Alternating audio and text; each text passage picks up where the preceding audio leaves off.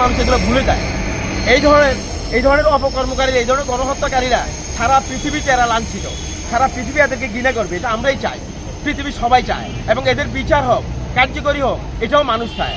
তাই আমি আশা রাখি, বিশ্বাস করি এই আজাদ পার্টি তারা একটা সত্যিকার একটা কাজ করেছেন, একটা ন্যায়সঙ্গত কাজ করেছেন, যেই কাজের জন্য তারা সারা বাংলাদেশের মানুষের কাছ থেকে ধন্যবাদ পাবে আমি বিশ্বাস করি।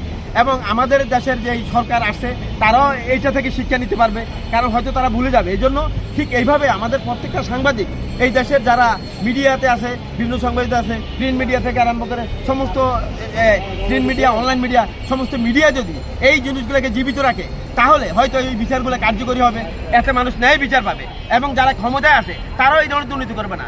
আমরা ইতিমধ্যে দেখেছি প্রধানমন্ত্রী তারেক রহমান অলরেডি আমাদের বিভিন্ন রকম এই যে এমপি মন্ত্রী এদের বিভিন্ন সুযোগ সুবিধা তিনি সংকুচিত করেছেন। তিনি চান সারা বাংলাদেশের মানুষকে নিয়ে দেশ চালাবেন। তাই আমি আশা রাখি, বিশ্বাস করি তার আশেপাশে যারা আছে তারা যেন সতর্ক হয়ে যান, তারাও যেন ওনার মতে দেশ চালান, যাতে করে দেশের সমস্ত মানুষ শান্তিতে বসবাস করতে পারে এবং আমাদের শিক্ষা যেন পরিবর্তন হয়, সেটাও আমরা আশা করি।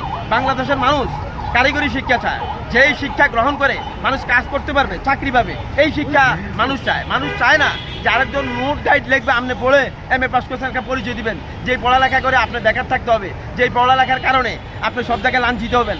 একটা 2 পাস 3 পাস লোক কাজকর্ম করে বিভিন্ন রকম ব্যবসা বাণিজ্য করে কোটি কোটি টাকার মালিক হয়, একটা শিক্ষিত লোক কেন বেকার থাকবে? শিক্ষিত ওই লোকটাই চাকরি পায় যে মোটা অঙ্কের ঘুষ দেয়, সে একমাত্র চাকরি পায়, আর বাকি শিক্ষিতরা বেকার থাকে। তাই আমি আশা রাখি, বিশ্বাস করি আমাদের টপ টু বটম সকল শিক্ষিতদেরকে প্রাইমারি লেভেল থেকেই আমাদের কারিগরি শিক্ষা উদ্বৃত্ত করতে হবে। হাই স্কুল লেভেল থেকে কে কোন সাবজেক্ট নিয়ে পড়ালেখা করবে সেই সাবজেক্ট তাকে দেওয়া হবে। এবং শুধু তথ্যভিত্তিক পড়াশোনা নয়, শুধু আপনার আপনার নোট গাইড ভিত্তিক পড়াশোনা নয়, আমাদের পড়াশোনাটা হতে হবে প্র্যাকটিক্যাল এবং বাস্তবমুখী।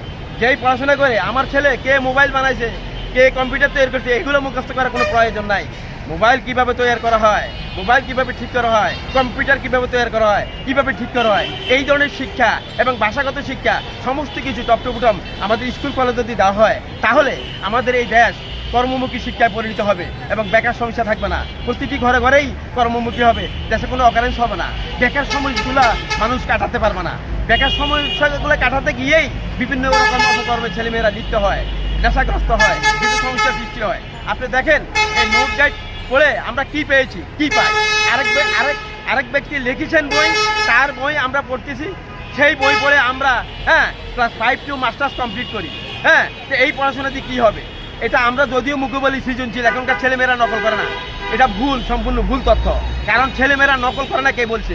একজন যদি অবজেক্টিভ পারে সমস্ত হলে সবাই পারে। স্যারও বলে দেয় তোমরা কপারেশন করে লেখো।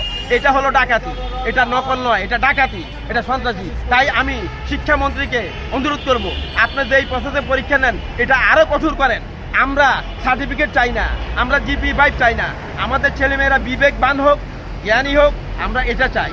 তাই ওনার যেই শিক্ষা দীক্ষা বাংলাদেশের মানুষ দেখেছে, এটা যদি কার্যকরী হয় এবং আগামী বছর থেকে যদি তিনি 6ষ্ঠ থেকে কারিগরি শিক্ষা স্টার্ট করেন এবং ভাষাগত দিক থেকে যদি মানুষকে শিক্ষাদান কার্যকরী করেন, তাহলে আমাদের দেশে বেকার সমস্যা একেবারেই কমে যাবে। আমাদের ছেলেমেয়েরা নেশাগ্রস্ত হবে না, খারাপ কিছু হবে না। ধন্যবাদ আপনাকে আমাকে এইসব কষ্ট করার জন্য।